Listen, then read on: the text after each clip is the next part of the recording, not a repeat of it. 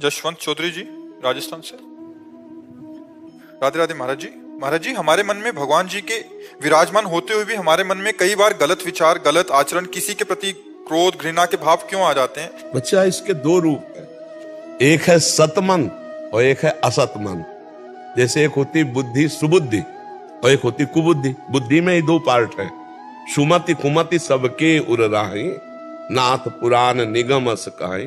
जैसे विभीषण जी वर्णन करना रावण से कि सुमति और कुमति दो होती है। ऐसे सुमन और कुमन होता है। एक कुमार्गगामी मन होता है, एक सुमार्गगामी मन होता है। वही मन तुम्हें बुरा महसूस करेगा। देखो, जैसे तुमने 5 मिनट नाम जपने का नियम लिया, अब उस 5 मिनट में आपसे कोई बात करने आए तो आपके मन को बुरा लगेगा कि मेरे 5 मिनट के भजन में हमसे बात करने क्यों आ रहा है। तो मन का एक अच्छा पार्ट है और एक बुरा पार्ट है।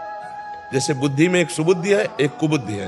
तो अच्छे पार्ट में भगवत भाव, सच्चाई की बातें भरी हुई, जितना तुमने अनंत जन्मों में किया है, और बुरे पार्ट में बुराई की है। ऐसा कोई नहीं है जिसमें अच्छाई ना हो, और ऐसा कोई नहीं है जिसमें बुराई ना हो। क्योंकि शुद्ध स्वर्ण का आभूषण नहीं बनता, उसमें मिलावट होती है। ये मानव शरीर बना ही मिलावट से है, पाप और पुण्य से।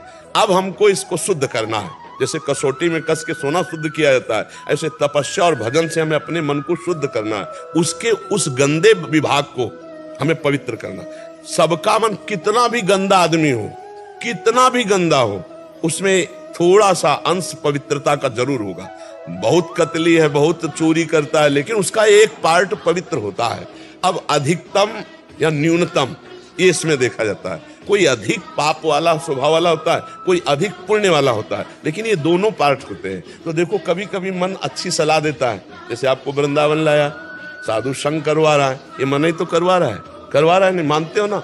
अगर मन ना कहता तो तुम नहीं आ सकते थे, जबरदस्ती नहीं आए हो, मन राजी हुआ तब तुम आए हो। अब वो गलत मार्गों में जो ले जा रहा है, ये गेम रचा है भगवान ने। 2 विभाग करके, एक सत एक असत। असत के आकर्षण से बच जाओ, सत में स्थित हो जाओ तो भगवान के पार्षद, और असत में स्थित हो गए तो फिर पुनरपि जननम पुनरपि मरणम पुनरपि जननी जठरे सैनम। अब कहते खेल क्यों रचा है, तो फोन करके भगवान से पूछ लेना क्यों रचा है।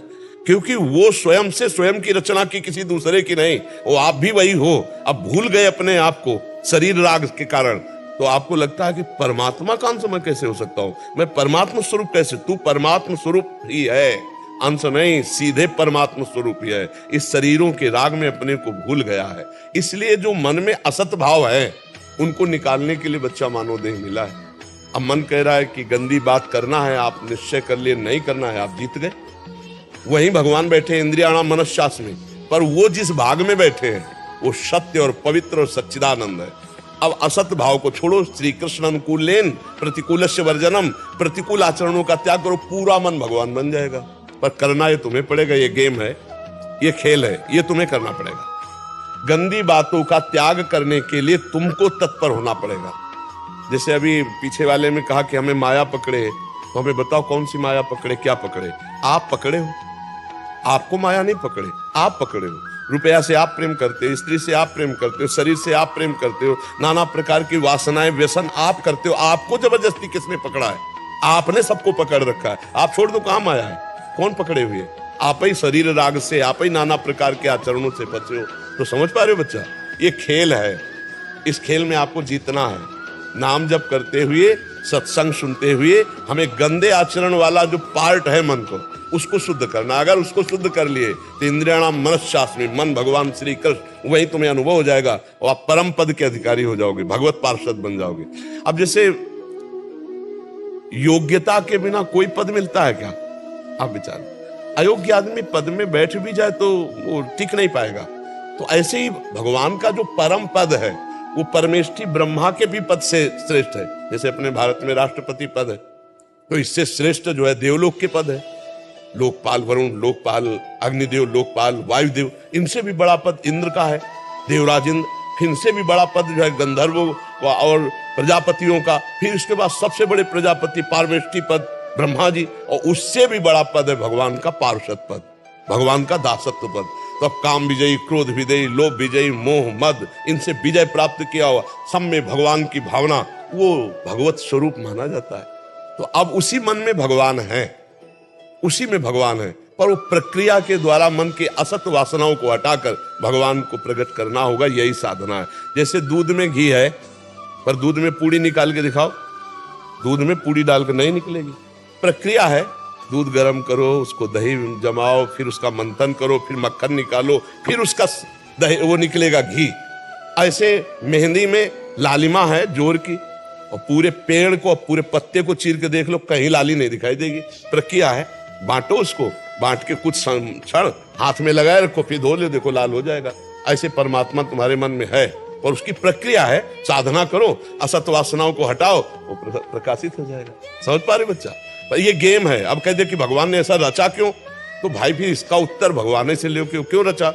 अब हम भगवान की बात अगर तुम्हें बताएंगे तो तुम्हारी समझ में नहीं आएगी। भगवान ने अपने आप से अपने आप को रचा है, किसी और को नहीं। वो अपने आप से अपने आप को रचा है, अपने आप से अपने आप का पालन करता है, अपने आप से अपने आप का श्रृंगार कर लेता है। अब इतना ज्ञान कहाँ है कि ये बात तुम समझ पाओ कि वो अब तुम भी वही हो। तात त्वम आशी, वेद का महावाक्य है। तात माने वो, त्वम माने वह, तुम, आशी माने हो, तुम भी वही हो। पर भूल गए, अपने को हम शरीर मानने लगे, अपने को मन मानने लगे, अपने को अंतःकरण मानने। अब थोड़ा भजन करो तब आगे समझ में आएगा। नाम जप करो, सत्संग सुनते रहो, गलत आचरणों से बचो। मेरी बात नहीं मान ले। कोई नशा तो नहीं करते? पक्का कुछ अगर नशा करोगे तो सब बकवास हो जाएगा। मान लो कोई भी गंदे आचरण करोगे, खान पान गलत करो, ये सब बकवास हो जाएगा, परमार्थ नहीं रहता। बकवास तो बहुत होता है।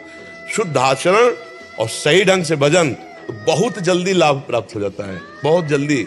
ज्यादा समय नष्ट नहीं होता। ज्यादा समय नष्ट ऐसे होता है कि हम थोड़ा भजन करते, जैसे हम चुल्लू भर मटकी में पानी डालते जाएं और 4-5 साइड से छेद हो जाए, वो कभी नहीं भरेगी।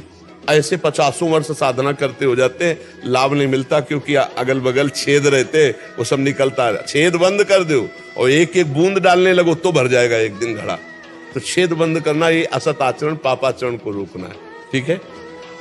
इतना तो सब लोग जानते हैं कि सबके मन में ईश्वर का वास होता है। फिर हम दूसरों के बारे में गलत क्यों सोचते हैं, अथवा हमारे मन में गंदे विचार क्यों आते हैं। जैसा कि पूज्य महाराज जी ने समझाया, कुमति सुमति सबके मन रहई, वेद पुराण निगम असी कहई।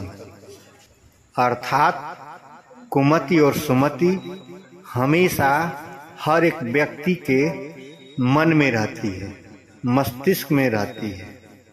उसी प्रकार मन भी होता है।